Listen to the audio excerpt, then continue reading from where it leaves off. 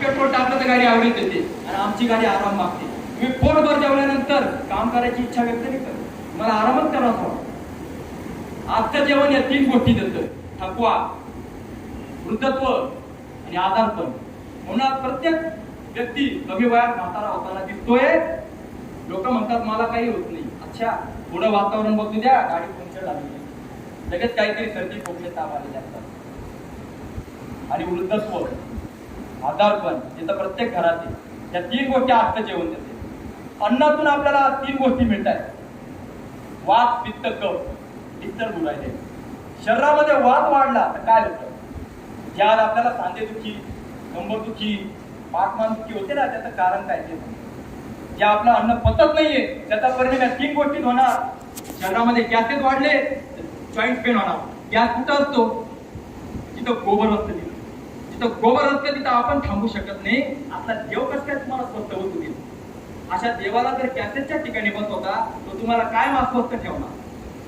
Gas कुठं असतो? जिथं गोबर. आणि गोबर कशापासून बनतं? शिजवलेल्या पदार्थापासून. थोडे दिवस थांबवा, अनुभव तर करा. गॅस वाढला तर वात होईल, वात वाढला तर सांधीवात, आमवात, पेशीवात होईल. सांधीवातात जॉईंट पेन होणार, आमवातात पोट दुखत, पेशीवातात नाही दुखतील. आणि डॉक्टर काय सांगतील? वजन कमी करून.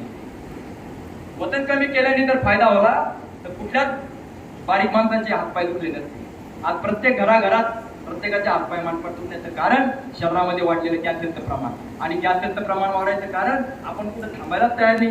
2 वेळचं जेवण, नाश्ता सगळं चालू. याचा परिणाम बॉडीमध्ये ऍसिड वाढ. ऍसिड वाढलं तर शरीरामध्ये वारंवार डोकेदुखी होणार.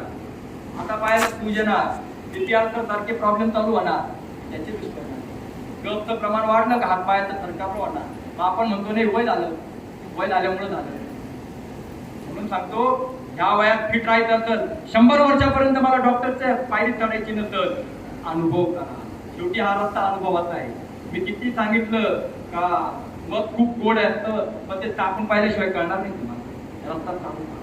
मग अन्न जे असतं, जे खातोय आपण, त्याच्यातून 3 पार्ट होतात. 3